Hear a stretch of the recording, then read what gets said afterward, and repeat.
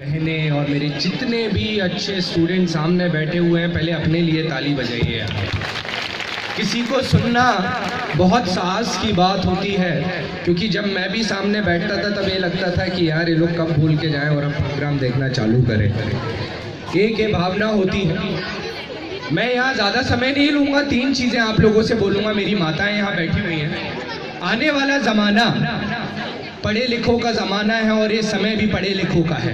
मैं एक गांव का रहने वाला, जडेरुआ में पैदा होने वाला, सिंधिया स्कूल में पढ़ा, दिल्ली में पढ़ा, आज लंदन में अपनी एजुकेशन कंप्लीट करके मैं ज़ारा जैसी बड़ी कंपनी के लिए 3.5 लाख की जॉब छोड़ के आप लोगों के बीच में आया हुआ हूँ। मैंने अपनी ऐसी वो हर एक चीज़ जो मैं अपनी दुनिया वहाँ बसा सकता था, उस सब चीज़ों को छोड़ के अपने पिता के लिए, आप लोगों के लिए यहाँ बीच में आया हूँ। मैं ये समझता हूँ कि ज्ञान से बड़ा धन कुछ नहीं। जिस पे ज्ञान है वो मिट्टी को सोना बना सकता है, और जिस पे ज्ञान नहीं वो सोने को मिट्टी में बदल सकता है। ये आज इस ज्ञान की ताकत है, आज इस ज्ञान की ताकत है कि आज हम आज़ादी से यहाँ सांस ले रहे हैं इस भारत के अंदर। 3 चीज़। पहली, माताओं से एक हाथ जोड़ के निवेदन है, याद रखिएगा मेरे नौजवान भाइयों, सबसे बड़ी जाति हमारी इंसानियत जाति है।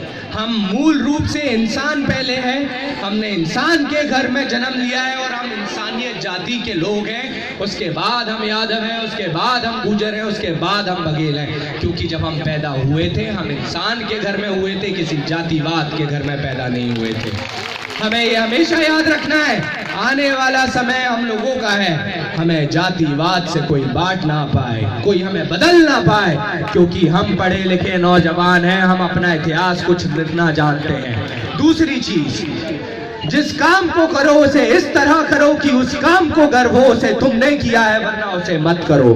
हमें उस सहजता से उस कार्य को करना है, क्योंकि एक बहुत अच्छी कहावत है कि बड़ा बनना बड़ी बात नहीं, पर अच्छा बनना बड़ी बात है। जब आप अच्छे बन जाओगे तो बड़ा खुद ब खुद बन जाओगे। ये जीवन है, इस जीवन को जीना सीखना है। यहाँ परेशानी भी आएंगी, कठिनाई भी आएंगी। एक कहावत है, कृष्ण कहते हैं अर्जुन से, यम यम वापी स्मरण भावक तम तम अवंते कौन्तेया, जैसा जैसा आप आचरण करेंगे वैसे वैसे आप बनते जाएंगे।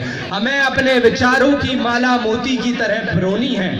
याद रखिएगा, विचारों से हम बनते हैं। चाणक्य कहते थे, अपने विचारों को वश में रखो क्योंकि वो तुम्हारी वाणी बनेंगी। अपनी वाणी को वश में रखो क्योंकि वो तुम्हारे कर्म बनेंगे। अपने कर्मों को वश में रखो, वो तुम्हारी आदतें बनेंगी। और अपनी आदत को वश में रखो, वो तुम्हारा चरित्र बनेगा। और अपने चरित्र को वश में रखो, वो तुम्हारा भाग्य बनेगा। और हम अपने चरित्र से भाग्य लिखते हैं, और हम लिखेंगे क्योंकि अब वो समय आ गया है कि पढ़े लिखे नेता भी समाज में आने लगे हैं। एक सिंपल सी बात बताता हूँ, मैं जातिवादी को नहीं जानता, मैं इंसानियत को जानता हूँ। राजनीति की भाषा नहीं आती, पर दिल से दिल को जोड़ने की भाषा को मैं बहुत अच्छे से जानता हूँ।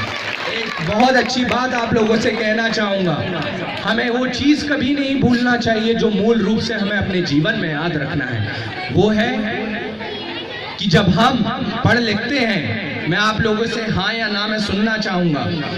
आज जितनी भी बड़ी बड़ी कंपनियां हैं जो चल रही हैं, वो कोई 8वीं 12वीं पास वाले चला रहे हैं क्या? आवाज नहीं आई?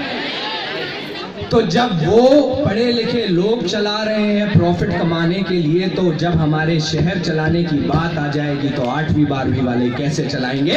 चलाएंगे भी पढ़े लिखे चलाएंगे।